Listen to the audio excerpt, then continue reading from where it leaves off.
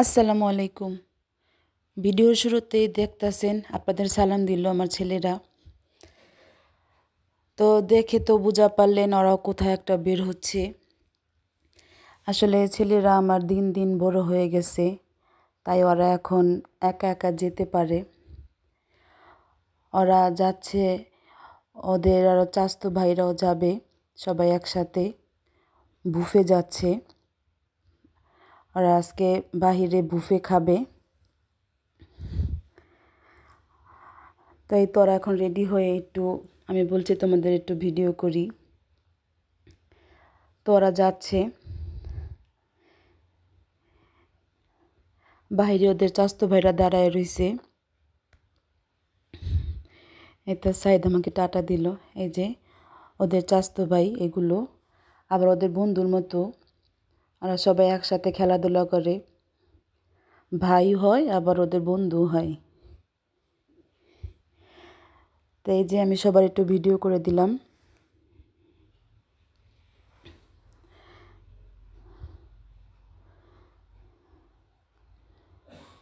সাথে ওদের এক বোন যাবে, বড় বোন।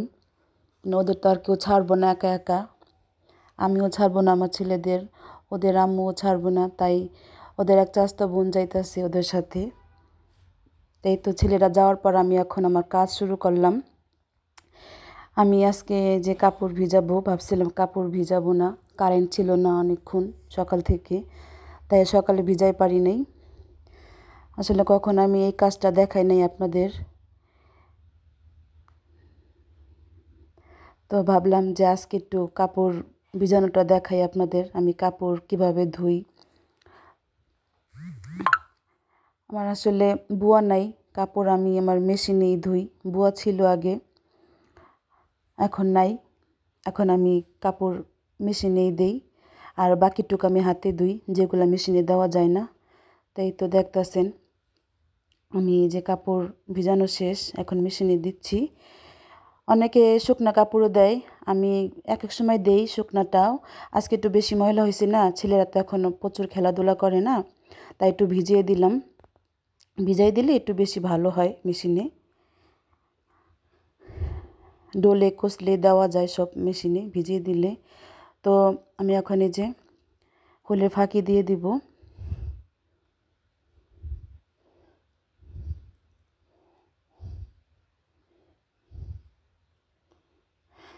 কাপড় আমি ভিজানোর পর মেশিনে দিয়ে তারপর রান্নাঘরে যাব রান্না করতে। আজকে তো ছেলেরা নাই, আমরা দুজনেই খাবো। তো এই তো দেখেন আমি এখন মেশিনটা স্টার্ট করলাম। এই তো আমি এখন টাইম সেট করতেছি, আমি দিলাম 24 মিনিট।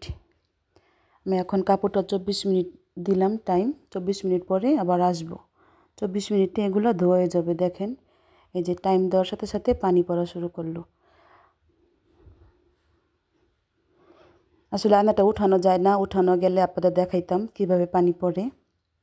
তাই যে চলে আসলাম রান্নাঘরে। আমি এগুলো আগেই কেটে রেখেছি, মানে ছেলেরা যাওয়ার আগে আমি কাইটা সব গুছাই থয়ে গেছি। এগুলো গুছানো থাকলে রান্না জলদি হয়। তো এই দেখেন আমি কি কি রান্না করব সেগুলোই দেখাচ্ছি আপনাদের। এই তো সব আমি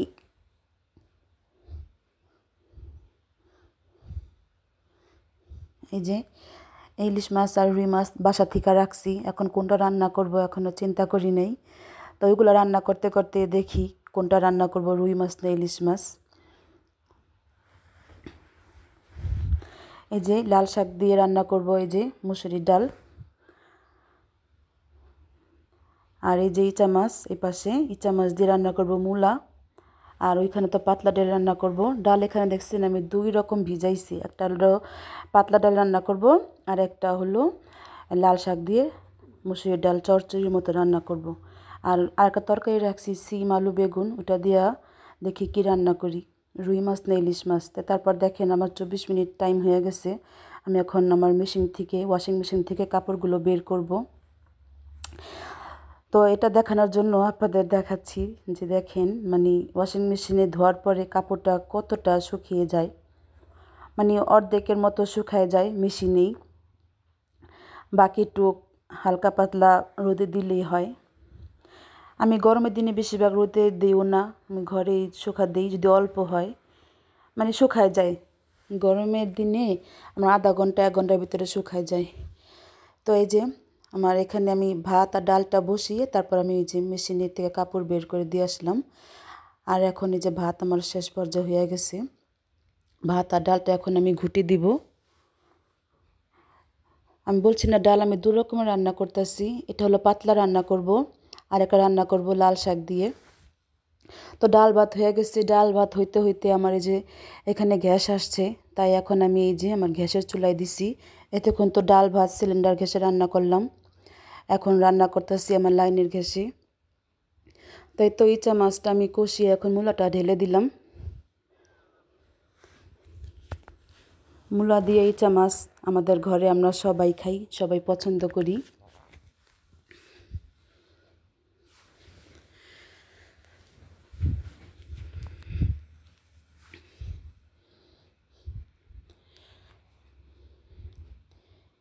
তো এই তো এই ফাঁকে আমি ইলিশ মাছটা কেটে নিলাম, মানে চিন্তা করলাম ইলিশ মাছই রান্না করি, যেহেতু সিম আলু বেগুন কাটছি।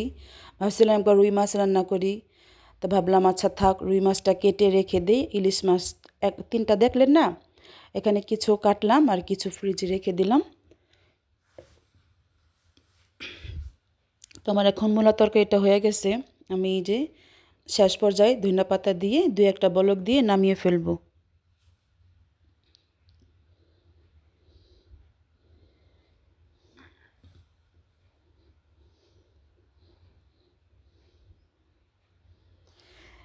মূলা তরকারি নামিয়ে ফেললাম। এখন আমি ইলিশ মাছ ভাজবো।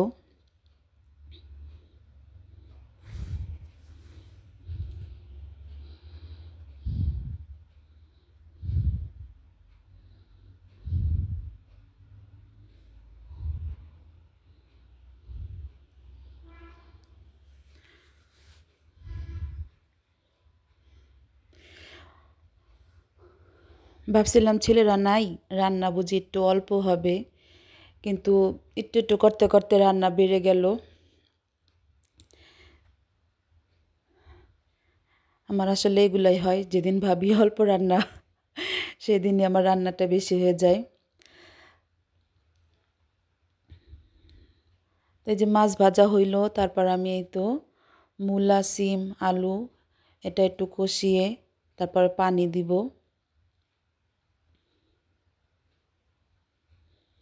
ওই তো আমার ওই তরকারিটা শেষ রান্না ইলিশ মাছের। এখন লাল শাকটা রান্না করব। লাল শাক দিয়ে এই যে মুসুরি ডাল। আপনারা কে কে খেয়েছেন লাল শাক দিয়ে মুসুরি ডাল আমাকে জানাবেন কমেন্ট করে। মানে আমার কাছে অনেক ভালো লাগে।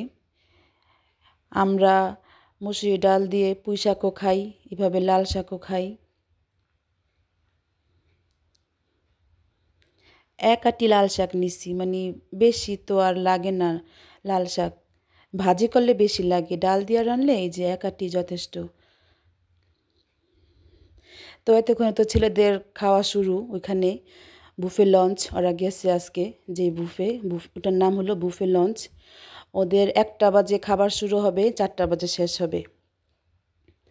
তাই তো আমারও রান্না বাড়া শেষ পর্যায়ে। এটা হলেই আমার রান্না শেষ।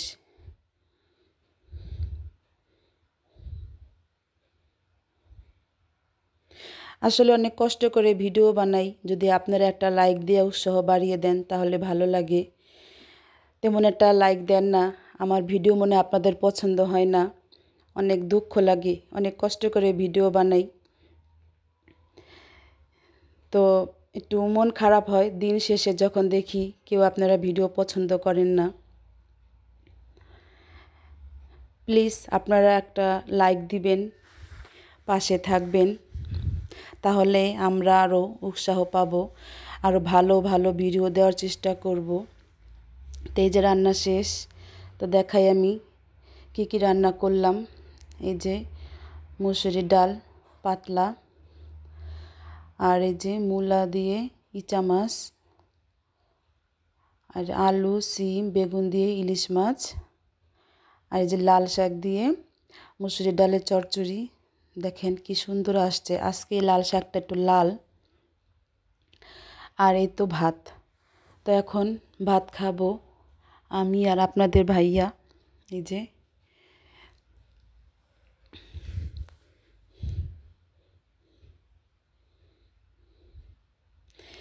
তো এই দেখেন এসে পড়েছে ওরা।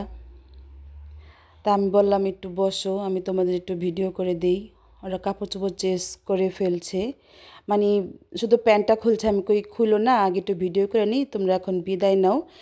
আর ওরা এখন বিদায় নিবে। বিদায় নিতে নিতে আপনাদের আর একটু দেখাবো ওরা যে বুফে গেছিলো। আমি বলছিলাম একটু ভিডিও করে আইনো তোমাদের। তো এই যে একটু দেখেন বুফের ভিডিওটা। এই তো ওরা এই বুফে আসছে। আমি তো আপনাদের নামটা বললামই। ওরা যেই বুফে আসছিল এটার নাম হলো বুফে লঞ্চ।